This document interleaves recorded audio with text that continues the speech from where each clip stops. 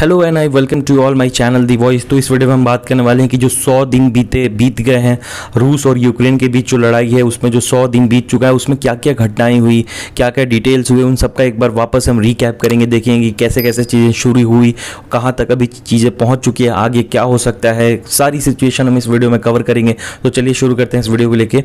तो जो पहला है कि जो 100 दिन बीत गया उसमें रूस को क्या मिला, यूक्रेन को क्या मिला, बाकी वर्ल्ड को क्या मिला, इससे क्या फ़ायदा हुआ रूस को, ये सारी चीज़ों पे हम डिस्कस करेंगे एक वन बाय वन करके। तो अभी देखिए शुरुआत जब हुई थी यहाँ पे रशिया और यूक्रेन वॉर की, ये हुई थी कि जब यूक्रेन ने बोला था कि हम नाटो ज्वाइन करेंगे। यूक्रेन ने यूनाइटेड स्टेट के साथ फरवरी 16 में बोला था कि हम उससे पहले ही कि हम नाटो ज्वाइन करेंगे।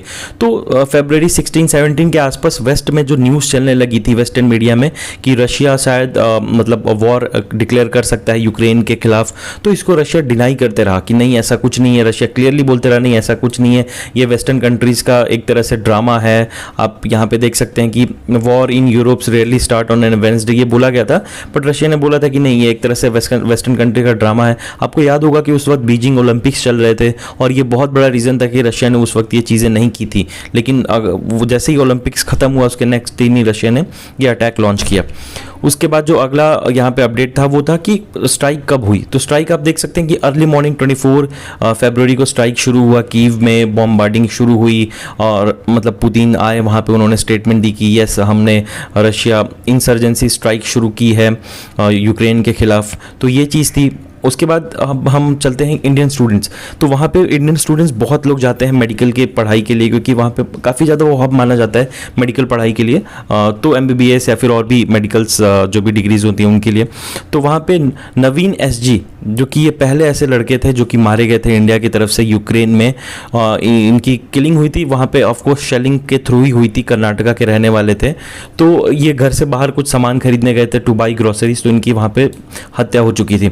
तो यही एक मतलब जो थे स्टूडेंट थे जिनकी हत्या वहाँ पे हुई, या फिर किलिंग या फिर जान जा गई इनकी। नहीं तो बाकी इंडिया ने बहुत सारे लड़कों को वहाँ से रूट्स के थ्रू, जैसे स्वीडन के थ्रू या फिर और भी अदर रूट के थ्रू वहाँ पे हमारी एम्बेसीज के लोग गए, वहाँ पे हमारे मिनिस्टर तक गए और वहाँ से उन्होंने उनको वापस लेके आने में हम कामयाब रहे।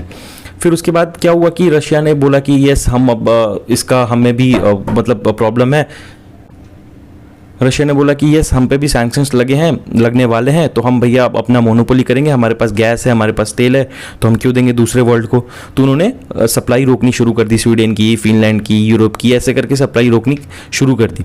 अभी क्या है स्टेटस है कि रशिया यहाँ पे 20% जो हिस्सा है यहाँ पे अब रेड मार्क में देख रहे हैं, ये रशिया के कंट्रोल में आ चुका है। खार्किव आपका हो गया, खार्किव में तो अभी मतलब फायरिंग चालू है। ये तो क्रीमिया तो पहले ही रशिया ने ले चुका था, खारसन भी रशिया के पास अभी है, यहाँ पे भी लड़ाई चल रहा है। डोनेट्स्क और लुहांस्क, ये तो डोनेट्स्क और लुहांस्क, ये लुहांस्क रिपब्लिक और डोनेट्स्क रिपब्लिक, इनको रशिया पहले ही बोल चुका है कि ये अलग स्टेट है, ये यूक्रेन में नहीं है। और 20% जो है ये यूक्रेन का जो पोर्शन है वो रशिया के कंट्रोल में है, और 7% जो है वो ऑलरेडी 2014 में ही रशिया के पास आ गया। तो कुल मिला के 27 से 30% जो हिस्सा है 58,000 स्क्वायर किलोमीटर वो रशिया कंट्रोल में अभी तक आ चुका है यूक्रेन का।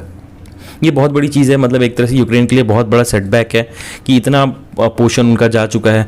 इसके वजह से हुआ क्या कि जो यूक्रेन और रशिया है, मैंने इस पर एक वीडियो भी बनाई थी कि यूक्रेन और रशिया जो है ये दोनों वीट के बहुत बड़े एक्सपोर्टर हैं पूरे वर्ल्ड में, जिसकी वजह से लड़ाई की वजह से वीट एक्सपोर्ट नहीं हो पा रहा है पूरे वर्ल्ड में। खाने की कमी हो चुकी है, लोगों के पास वीट बहुत कम अवेलेबल है। इंडिया ने भी वीट एक्सपोर्ट बैन किया हुआ है, तो प्राइसेस बहुत बढ़ रहे हैं। कंट्रीज जैसे यमन, ये इन सारी जगहों पर वीट के प्राइसेस बहुत आसमान छू रहे हैं। उनके पास फूड रिसोर्स उतने नहीं है, पैसे उतने नहीं है कि वो बाहर से खाना लेके आए। तो ये सारी चीज़ें यहाँ पे चल रही हैं और अभी वॉर चालू ही है। उसके बाद आप देखेंगे कि ज़ेलेंस्की ने क्या किया। ज़ेलेंस्की ने बहुत मतलब डिप्लोमेसी बहुत अच्छी दिखाई। उन्होंने प्राइम मिनिस्टर मोदी जी से भी बात की कि आप इसको सॉल्व कीजिए, और बहुत सारे फ्रांस के प्राइम मैक्रोन से उन्होंने बात की। फिर बहुत सारे मतलब जो भी इनको मॉडर्न चर्चिल का टाइटल दिया जा रहा है ज़ेलेंस्की को, क्योंकि इनकी जो डिप्लोमेसी है ये हर जगह बात करके वहाँ से हथियार लेके ये सारी चीज़ें लेके ये काम कर रहे हैं, और इन्होंने अभी तक अपनी कंट्री भी नहीं छोड़ी है। रशिया बोलते रह गया। रशिया का मेन उद्देश्य ये था कि हम कब्जा कर लें इन पे, ज़ेलेंस्की कंट्री छोड़ देंगे, फिर हम अपना जो भी पॉलिटिकल लीडर होगा वहाँ पे सेटअप कर देंगे, बट ऐसा हो नहीं पाया अभी तक, तो ऐसा होता हुआ दिख नहीं रहा है। तो ये सारी चीज़ें अभी वहाँ पे चल रही हैं। उसके बाद जो प्रॉब्लम है कि इंडिया का भी बहुत सारा पैसा वहाँ पे रशिया में फंसा हुआ है। जो भी डिविडेंड ऑयल कंपनियों से जो आने वाला था वो पैसा वहाँ पे फंसा रहा। इस पर भी मैंने एक वीडियो बनाई है, मैं लिंक पिन कर दूंगा कमेंट में, आई बटन में आप देख सकते हैं।